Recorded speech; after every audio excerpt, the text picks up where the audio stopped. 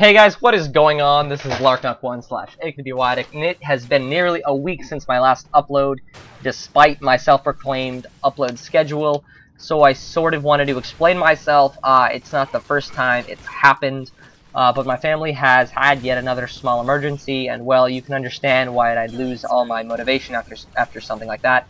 At the same time, that really shouldn't excuse me not even wanting to post the Civ 5 Let's Plays, when most of them are already rendered and just sitting on my desktop.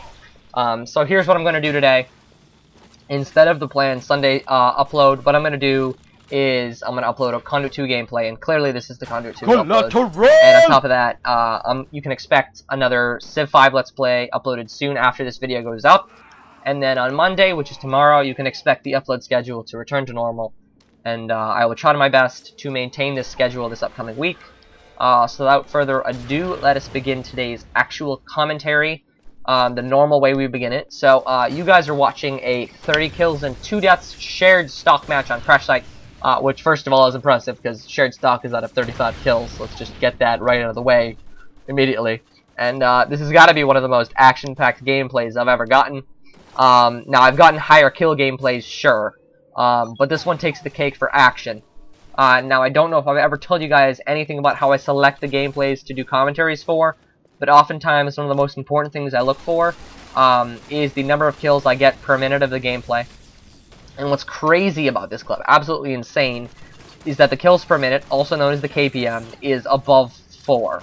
Now, it's somewhat hard to understand what that means. I'm sure for most of you guys, you're like, that doesn't mean anything to me. But when you compare it to some of my other gameplays, you'll notice that that's kind of insane. Most of the gameplays I upload on this channel have a KPM somewhere between 2.7 and 3.5, and 4 is just absurd. That is a kill every 15 seconds. That is absolutely crazy. And that's why you can kind of understand why I'm acting like this is a sort of holy ball sort of gameplay, because it is. It's insane.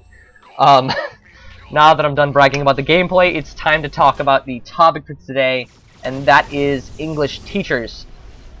So, today's commentary is somewhat serious, so just bear with me. So, without further ado, I'm just going to hop right into it. So, I decided to wait until summer before I talked about this topic, just in case anyone in my class decided to be a prick and just, like, you know, snitch me out.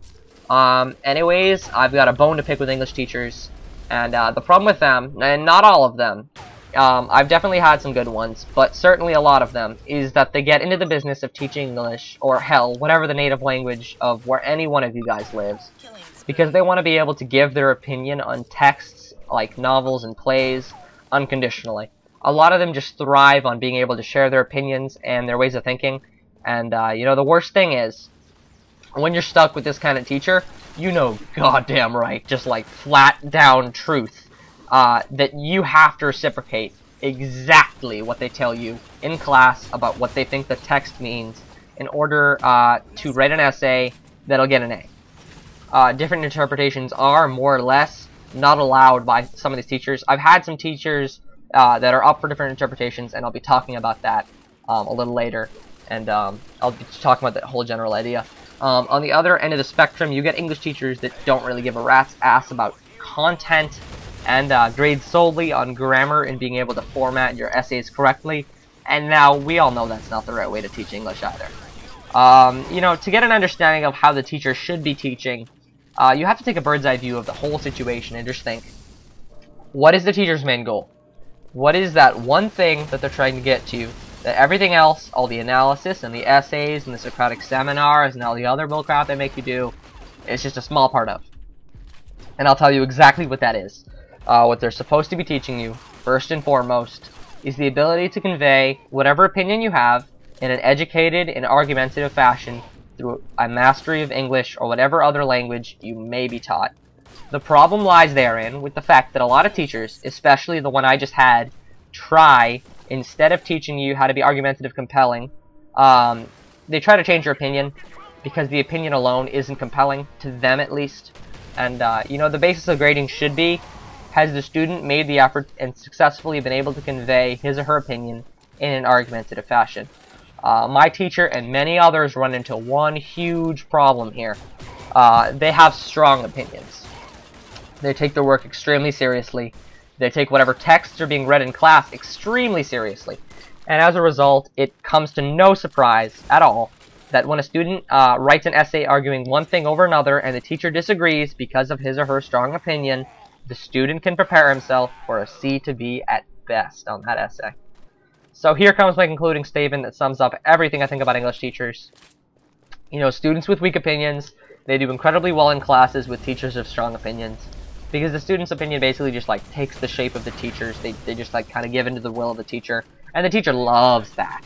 English teachers like mine, not all of them again, just English teachers like mine, they adore being plagiarized in their students' essays. They thrive on that.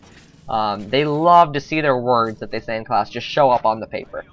Students with strong opinions, on the other hand, they often do poorly in classes where teachers possess strong opinions, because unless some strange luck in their opinions results in their opinions being exactly the same, you know, disagreement between the two is bound to occur, and disagreement with a controlling teacher means poor grades for you.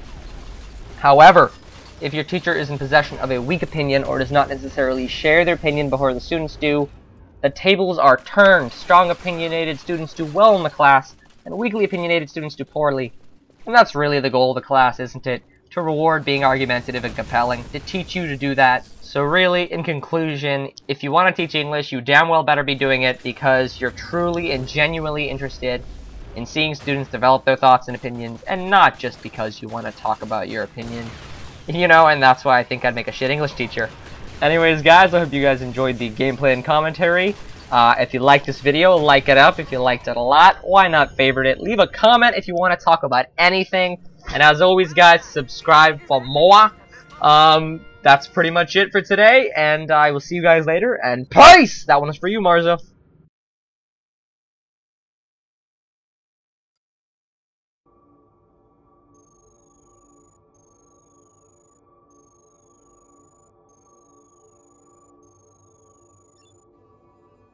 And that is how you carry an entire team.